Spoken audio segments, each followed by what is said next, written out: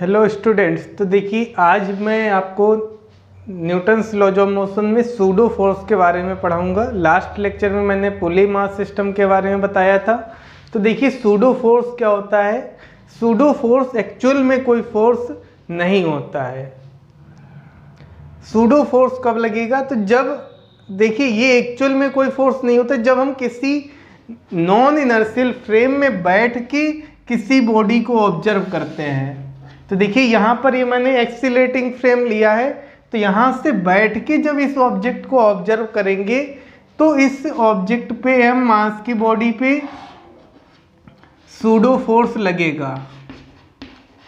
ये एक्चुअल में नहीं लगता, हमको ऐसा फील होता है। जैसे देखिए यहाँ पर हम बैठे होंगे तो पहले ये बॉडी रेस्ट पे थी, लेकिन जब हम यहाँ से बैठ के इसको ऑब्जर्व करेंगे इस m मास को, तो ये m मास का ब्लॉक हमें अपनी ओर एक्सीलरेट करता हुआ दिखेगा। अब ये एक्सीलेशन आया कहाँ से? ये एक्चुअल में बॉडी तो एक्सीलरेट नहीं कर रही थी, तो ये एक्सीलेशन आया कहाँ से? तो ये एक्सीलेशन जो हमको इसका दिखता है, नहीं जिस एक्सीलेशन से ये एक्सीलरेट करते हुए हमें आती दिखती है, तो हमें ऐसा फील होता है कि इस पर कोई फोर्स लग रहा होगा जिसके कारण ये बॉडी हमारी ओर एक्सीलरेट कर रही है। तो उसी फोर्स को बोलते हैं सूडो फोर्स। ये एक्चुअल में फोर्स नहीं लगता है। अब इस फोर्स की जो वैल्यू होती है F सूडो, ये m इंटू ए नॉट की इक्वल होती है मास इंटू एक्सीलेशन। एक्सीलेशन लेंगे जिस बॉडी पे, यानी जिस नॉन इनर्शियल फ्रेम में बैठ के हम बॉडी को ऑब्जर्व कर रहे हैं, तो इस बॉडी का एक्सीलेशन लेंगे जिस फ्रेम में हम बैठे हैं, और मास जिस बॉडी को हम ऑब्जर्व कर रहे हैं। फोर्स की जो डायरेक्शन होती है सूडो फोर्स की, तो जिस डायरेक्शन में हमारी बॉडी, यानी जिस फ्रेम में हम बैठे हैं, तो उसके एक्सीलेशन के अपोजिट डायरेक्शन में सूडो फोर्स लगेगा। अब यहाँ पर राइट डायरेक्शन में ये कार एक्सीलरेट कर रही है, तो ये बॉडी हमको लेफ्ट डायरेक्शन में एक्सीलरेट करती हुई दिखाई देगी, नहीं हमारी ओर एक्सीलरेट करते हुए आएगी। तो सूडो फोर्स लेफ्ट डायरेक्शन में लगेगा, और ये F सूडो की वैल्यू m इंटू ए के इक्वल हो जाएगी। ओके, तो ये डायरेक्शन का इसमें ध्यान रखना होता है। इसके बाद देखिए मंकी प्रॉब्लम, इसमें हम टेंशन फाइंड करेंगे। यहाँ पर ये मंकी मैंने लिया है, ये अपवर्ड एक्सीलरेट करेगा रोप पे, तो रोप पे जब अपवर्ड एक्सीलरेट करेगा तो टेंशन कितना होगा वो हमको फाइंड करना है। तो यहाँ पर हम FVD ड्रॉ करेंगे मंकी की। FVD ऑफ मंकी, तो देखिए ये मंकी के लिए mg डाउनवर्ड लगेगा, टेंशन T अपवर्ड, और यहाँ पर मंकी अपवर्ड एक्सीलरेट कर रहा है, तो ये ए नॉट इसका एक्सीलेशन अपवर्ड होगा। तो यहाँ से जब इक्वेशन लिखेंगे तो T minus mg is equal to m a naught. Upward acceleration है तो T बड़ा होगा, mg छोटा होगा, तो T minus mg is equal to m a naught के हो जाएगा। टेंशन फाइंड करना है, इसको ट्रांसफर कर देंगे, तो T की वैल्यू आ जाएगी mg plus m a naught, इसमें m कॉमन ले लें, तो ये वैल्यू आएगी g प्लस ए नॉट। तो ये टेंशन आ जाएगा, T की value mg plus A not. और जब मंकी डाउनवर्ड एक्सीलरेट करेगा तो उस कंडीशन में इसकी FVD ड्रॉ करेंगे।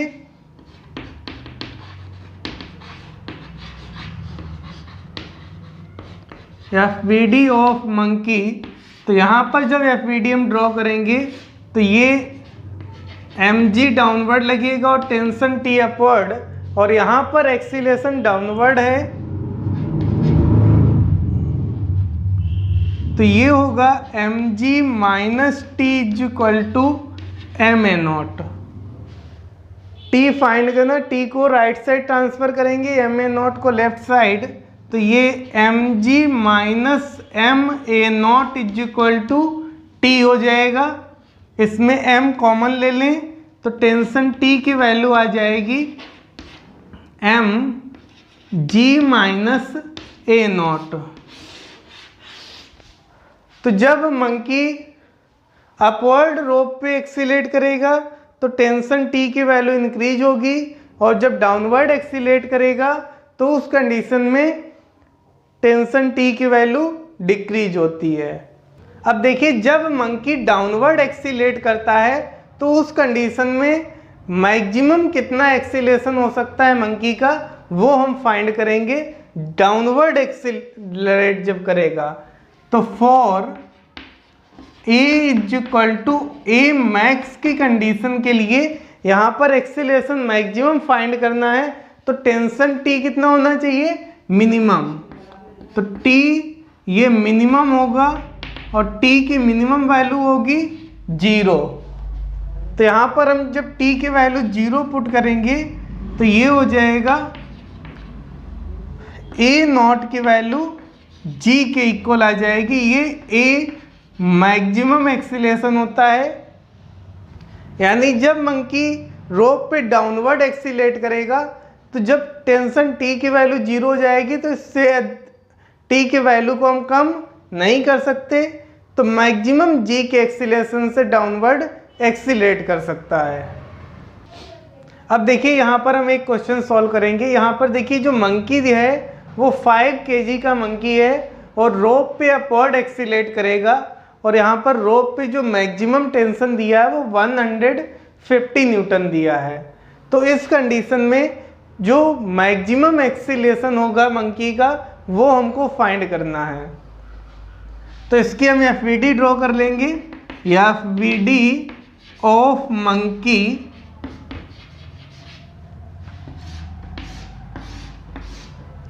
जी डाउनवर्ड लगेगा mg, और टेंशन टी मैक्स ये अपवर्ड लगेगा 150 न्यूटन, और इसका एक्सीलेशन ए मैक्स हमको फाइंड करना है, और ये 5 kg का मंकी है। तो यहाँ से इक्वेशन लिखेंगे 150 माइनस 5g, यानी 50 is equal to 5a max. तो ये 100 बचेगा, 100 में 5 से डिवाइड करेंगे तो ये ए मैक्स मैक्सिमम एक्सीलेशन आ जाएगा 20 मीटर पर सेकेंड स्क्वायर। तो ये मैक्सिमम एक्सीलेशन की वैल्यू होगी 20 मीटर पर सेकेंड स्क्वायर अपवर्ड डायरेक्शन में। अब देखिए इस क्वेश्चन में हमको ये 20 kg का ब्लॉक दिया है और यहाँ पर ये 5 kg का मंकी है। तो इस मंकी का मिनिमम एक्सीलेशन हमको फाइंड करना है जिससे ये जो ब्लॉक है सरफेस को जस्ट छोड़ दे। तो जस्ट जब सरफेस को छोड़ेगा तो उस कंडीशन में यहाँ पर नॉर्मल रिएक्शन 0 हो जाएगा। तो इसका मिनिमम एक्सीलेशन हमको फाइंड करना है, मंकी कितने मिनिमम एक्सीलेशन से अपवर्ड एक्सीलरेट करे। तो इसके लिए सबसे पहले हम एफवीडी बनाएंगे ब्लॉक की। एफवीडी ऑफ ब्लॉक, तो ब्लॉक के लिए mg डाउनवर्ड लगेगा यानी 20g डाउनवर्ड और टेंशन t यहाँ पर अपवर्ड लगेगा और ब्लॉक का एक्सीलेशन 0 होगा। ये सरफेस के जस्ट छोड़ेगा तो उस कंडीशन में ये अभी रेस्ट पे ही होगा, ये कंडीशन बनेगी। अब ये जब सरफेस को छोड़ देगा तो उस कंडीशन में यहाँ पर नॉर्मल रिएक्शन 0 हो जाएगा, नहीं यहाँ पर कोई नॉर्मल रिएक्शन नहीं लगेगा। तो T इज इक्वल टू जो होगा ये 20g के इक्वल हो जाएगा। अब इसके बाद हम एफवीडी बनाएंगे मंकी की। एफवीडी ऑफ मंकी, तो मंकी की जब एफवीडी ड्रॉ करेंगे तो मंकी के लिए mg डाउनवर्ड लगेगा और टेंशन t अपवर्ड लगेगा। तो ये t अपवर्ड लगेगा और 5g डाउनवर्ड। मंकी का एक्सीलेशन अपवर्ड है, तो इसके लिए जब इक्वेशन लिखेंगे तो अपवर्ड एक्सीलेशन है तो t minus mg is equal to ma naught की होगा। तो t minus 5g is equal to 5a, ये a मिनिमम। अब देखिए दो इक्वेशन आ गई, इन दोनों इक्वेशन को हम सॉल्व कर लेते हैं, फर्स्ट और सेकेंड इक्वेशन को। तो by equation first and second, t की वैल्यू ये सेकेंड इक्वेशन में पुट कर देंगे, तो t की वैल्यू 20g पुट करेंगे तो ये होगा 20g minus 5g is equal to 5a। तो 20 से 5 लेस करेंगे 15 बचेगा, तो 15 में 5 से डिवाइड करेंगे तो 15g is equal to 5a minimum. तो यहाँ से a मिनिमम की वैल्यू आएगी 3g। तो जो मिनिमम एक्सीलेशन होगा मंकी के लिए 3g के एक्सीलेशन से जब अपवर्ड एक्सीलेट करेगा तो उस कंडीशन में ये ब्लॉक सरफेस को छोड़ देगा, यानी 3g का मतलब 30 मीटर पर सेकेंड स्क्वायर। इसके बाद देखिए एलिवेटर प्रॉब्लम। तो एलिवेटर प्रॉब्लम में क्या है, यहाँ पे मैंने एलिवेटर अपवर्ड एक्सीलेट कर रहा है, तो ये इसकी कंडीशन लिए। तो यहाँ पर जो मैन खड़ा है इसके लिए यहाँ पे कितना नॉर्मल रिएक्शन फील करेगा वो हमको फाइंड करना है। तो सबसे पहले हम देखिए इस मैन की एफबीडी ग्राउंड के रेस्पेक्ट में बनाते हैं। इसको कहाँ से ऑब्जर्व करते हैं, ग्राउंड से।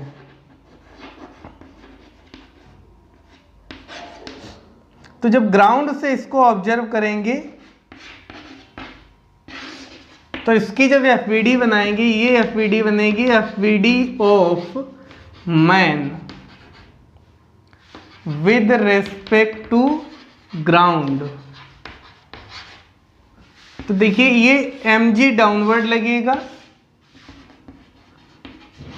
नॉर्मल रिएक्शन फोर्स अपवर्ड लगेगा, और ये m मास है मैन का, इसका एक्सीलेशन a0 है अपवर्ड। तो यहाँ से इक्वेशन जब लिखेंगे तो ये n माइनस mg ma0 इसको ट्रांसफर करेंगे तो नॉर्मल रिएक्शन आ जाएगा mg प्लस ma0। तो ये वैल्यू आएगी नॉर्मल रिएक्शन की mg प्लस a0। ओके, अब इसके बाद जब एलिवेटर डाउनवर्ड मूव करेगा, सेकेंड केस, यानी यहां पर जब अपवर्ड एक्सीलेट करता है तो नॉर्मल रिएक्शन इंक्रीज होगा। जब एक्सीलेशन एलिवेटर का डाउनवर्ड होगा तो उस कंडीशन में नॉर्मल रिएक्शन की वैल्यू कितनी होगी। तो इसकी फिर से हम जब एफबीडी ड्रॉ करेंगे तो इसमें ये डायरेक्शन एक्सीलेशन की जो होगी ये डाउनवर्ड होगी a0। तो यहाँ पर इक्वेशन चेंज हो जाएगी, ये होगी इक्वेशन अब mg minus n is equal to ma0। देखिए यहाँ पर ये डाउनवर्ड एक्सीलेट कर रहा है तो डाउनवर्ड में mg बड़ा होगा, n छोटा हो जाएगा। इसको ट्रांसफर करेंगे तो नॉर्मल रिएक्शन की वैल्यू आएगी mg माइनस ma0, इसमें m कॉमन ले लें, ये g माइनस a0 के इक्वल होगी वैल्यू। अब अगर हम यहाँ पर चेक करें नॉर्मल रिएक्शन जीरो की कंडीशन कब होगी, for n is equal to 0। तो यहाँ पर n की वैल्यू जब 0 पुट करेंगे तो a0 की वैल्यू g के इक्वल आ जाएगी, यानी एलिवेटर देखिए डाउनवर्ड g के एक्सीलेशन से एक्सीलेट करेगा तो उस कंडीशन में नॉर्मल रिएक्शन की वैल्यू 0 होगी।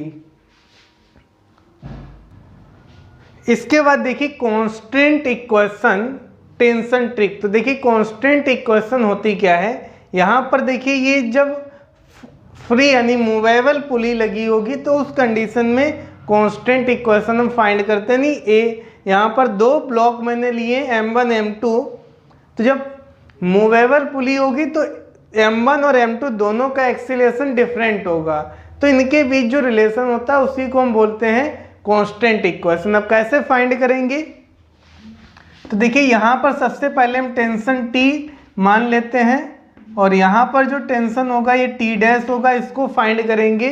तो सबसे पहले हम पुली की FBD बनाएंगे। तो ये फर्स्ट पुली है, सेकेंड पुली। तो यहाँ पर हमको FBD ड्रॉ करेंगे, FBD ऑफ पुली फर्स्ट। तो बनाते हैं पुली, फर्स्ट पुली की FBD। तो ये T डैश डाउनवर्ड लगेगा और 2T अपवर्ड लगेगा और जो पुली होती है वो मासलेस पुली होती है। तो यहाँ से T dash is equal to 2T की होगा क्योंकि मास 0 है। तो T डैश की वैल्यू आ जाएगी 2T, यानी यहाँ पे जो टेंशन होगा वो 2T होगा। अब टेंशन ट्रिक इसमें अप्लाई करेंगे।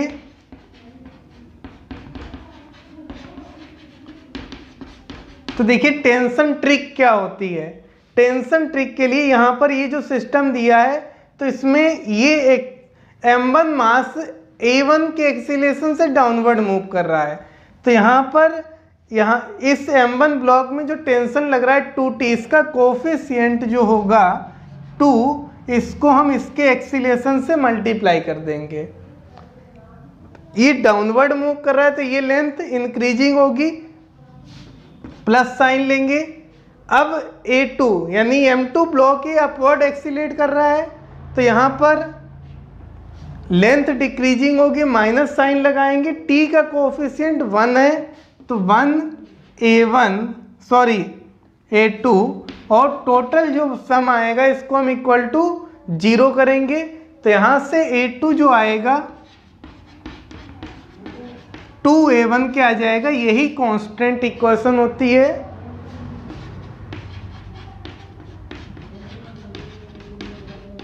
Constant equation. तो ये इस तरह से इक्वेशन आ जाएगी, यानी सबसे पहले हम जो टेंशन है ब्लॉक के लिए तो टेंशन फाइंड कर लेंगे, निकालेंगे। तो T के कोफिशिएंट को इसके साथ मल्टीप्लाई करेंगे एक्सीलरेशन के साथ, ये लिख देंगे। इसके T के कोफिशिएंट को इसके साथ मल्टीप्लाई करेंगे। ये लेंथ इंक्रीजिंग थी तो प्लस साइन लेंगे, ये लेंथ डिक्रीजिंग है, अपवर्ड जा रहा है ब्लॉक, तो माइनस साइन लगाएंगे, इक्वल टू 0। ओके। अब देखिए इस सिस्टम के लिए हमें A और A0 के बीच में रिलेशन फाइंड करना है। तो देखिए किस तरह से फाइंड करेंगे। ये यहाँ पर हम टेंशन T मान लेते हैं तो यहाँ पर टेंशन T हो जाएगा। तो ये पुली है तो इसमें T मिलके इसमें टेंशन होगा 2T, तो यहाँ पर भी 2T होगा इस थ्रेड में टेंशन, और यहाँ 2T है तो इसमें कितना होगा 4T। तो इस पूरी थ्रेड में जो टेंशन होगा वो 4T होगा। अब यहाँ पर इसके लिए कांस्टेंट इक्वेशन रिलेशन निकालना है। तो देखिए इस A0 यानी M0 का एक्सीलरेशन डाउनवर्ड है तो इस ब्लॉक पे टोटल टेंशन कितना लग रहा है 4T, 2T और T, तो 7T यानी 7 इंटू A0। टेंशन ट्रिक हम अप्लाई करेंगे तो ये 7A0, ये लेंथ इंक्रीजिंग है, डाउनवर्ड एक्सीलेट कर रहा, फिर ये अपवर्ड एक्सीलेट कर रहा तो माइनस लेंगे। यहाँ पर केवल T टेंशन लग रहा है तो 1A इक्वल टू 0।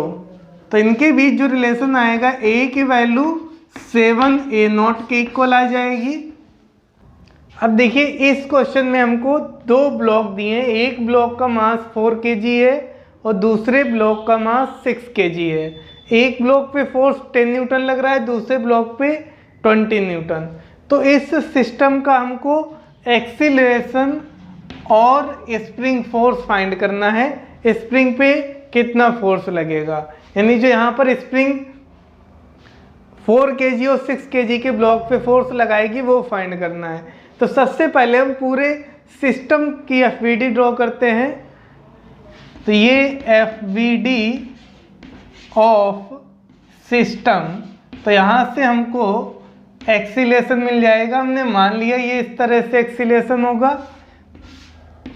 तो जब सिस्टम के FBD बनाएंगे तो 4 + 6 10 जी फोर्स डाउनवर्ड लगेगा, ये नॉर्मल रिएक्शन है। ये राइट डायरेक्शन में 20 न्यूटन फोर्स लग रहा है और लेफ्ट डायरेक्शन में 10 न्यूटन। तो ये 10 kg मास इसका एक्सीलरेशन राइट डायरेक्शन में होगा। अब होगा कितना वो हम फाइंड करेंगे।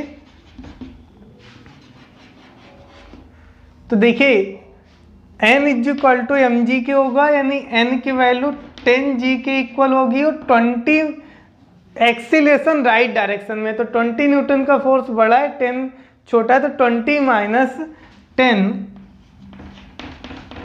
Equal to 10a।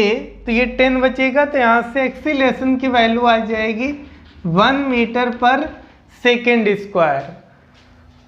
अब स्प्रिंग फोर्स फाइंड करना है, तो चाहे हम 6 kg की एफबीडी ड्रॉ कर लें या 4 kg की। तो यहाँ पर हम एफबीडी ड्रॉ करेंगे ऑफ ब्लॉक 4 kg। तो जब 4 kg ब्लॉक की एफबीडी ड्रॉ करेंगे तो इस पे mg डाउनवर्ड लगेगा और नॉर्मल रिएक्शन अपवर्ड, और इस डायरेक्शन में राइट डायरेक्शन में स्प्रिंग फोर्स लगेगा। जब इस ब्लॉक को हम राइट डायरेक्शन में 20 न्यूटन से पुल कर रहे, 10 न्यूटन लेफ्ट में लग रहा, तो पूरा सिस्टम राइट डायरेक्शन में एक्सीलरेट हो रहा, तो स्प्रिंग इस ब्लॉक को अपनी ओर पुल करेगी। तो ये F स्प्रिंग लगेगा और राइट डायरेक्शन में एक्सीलरेशन 1 मीटर पर सेकेंड स्क्वायर है। ये 4 kg के ब्लॉक की एफबीडी ड्रॉ कर रहे और लेफ्ट डायरेक्शन में जो फोर्स लग रहा है 10 न्यूटन। तो इसके लिए जो इक्वेशन आएगी F spring minus 10 is equal to M into A, तो 4 इंटू 1 4 हो जाएगा। इसको राइट साइड ट्रांसफर कर देंगे तो स्प्रिंग फोर्स की वैल्यू आएगी 14 न्यूटन।